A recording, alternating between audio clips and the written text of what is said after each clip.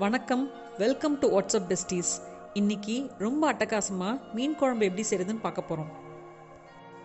மீன் குழம்பு செய்ய தேவையான பொருட்கள்: கிழங்கா மீன் 500 கிராம், எண்ணெய் 2 மேஜை கரண்டி, வெந்தயம் 1 தேக்கரண்டி, சோம்பு 1 தேக்கரண்டி, வெங்காய கறி வடகம் 1 தேக்கரண்டி, உலர்ந்த சிவப்பு மிளகாய் 2, சிறிய வெங்காயம் 10, பூண்டு 6 பல், பச்சை மிளகாய் 2, தக்காளி 2, மிளகாய்த்தூள் 1 மேஜை கரண்டி, கொத்தமல்லி தூள் 3 மேஜை கரண்டி, மஞ்சள் தூள் 1 தேக்கரண்டி, புளி எலுமிச்சை அளவு, உப்பு தேவையான அளவு, கறிவேப்பிலை தேவையான அளவு.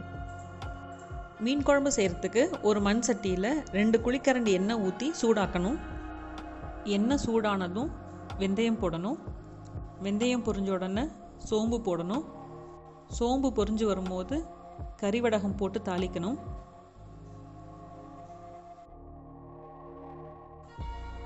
இப்போது கருவேப்பிலை, காஞ்ச மிளகாய், சின்ன வெங்காயம், இடித்து வச்ச பூண்டு, பச்சை மிளகாய் இதெல்லாம் சேர்த்து நல்லா வதக்கணும்.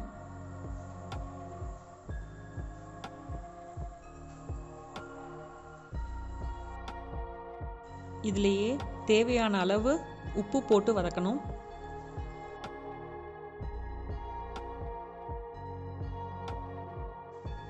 வெங்காயம் நல்லா வதங்கணுன்னு அதில் தக்காளி போட்டு வதக்கணும்.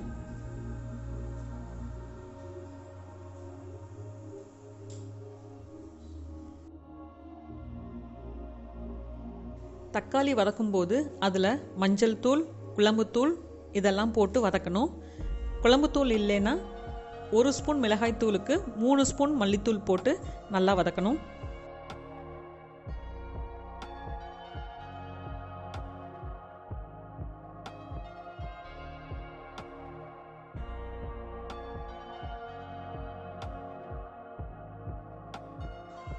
எலுமிச்சை அளவு புளியை சுடுதண்ணியில் ஒரு 1/4 மணி நேரம் ஊற வச்சு நல்லா புழிஞ்சு வடிகட்டி வச்சுக்கணும்.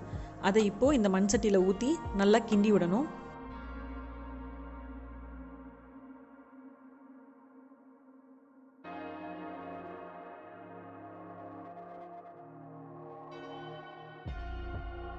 புளி கரைச்சி ஊற்றினதுக்கப்புறம் தேவையான அளவுக்கு தண்ணி ஊற்றிக்கணும்.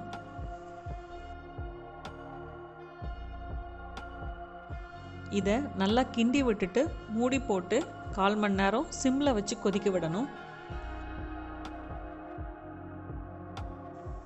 குழம்பு நல்லா கொதி வந்துருச்சு. இப்போ திறந்து வச்சு கொஞ்ச நேரம் கொதிக்க விடணும். அப்போ தான் பச்சை வாடை போகும்.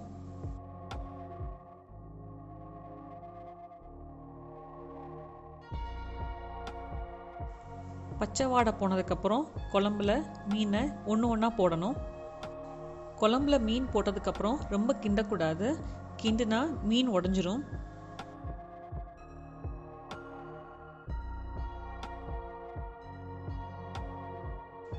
இதை இப்போது மூடி வச்சு 10 நிமிஷம் லோ ஃப்ளேமில் வேக விடணும்.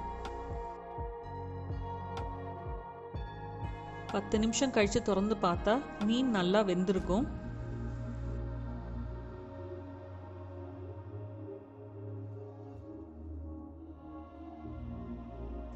கடைசியாக ஒரு குழிக்கரண்டி நல்லெண்ணெய் ஊற்றி கருவேப்பிலை போட்டு ஸ்டவ்வை ஆஃப் பண்ணிடலாம்.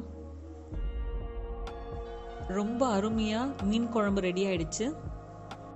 எந்த வகை மீனாக இருந்தாலும் இந்த ரெசிபியை ஃபாலோ பண்ணலாம். இந்த வீடியோ உங்களுக்கு பிடிச்சிருந்ததுன்னா நீங்களும் ட்ரை பண்ணி பாருங்கள். தேங்க்ஸ் ஃபார் வாட்சிங்.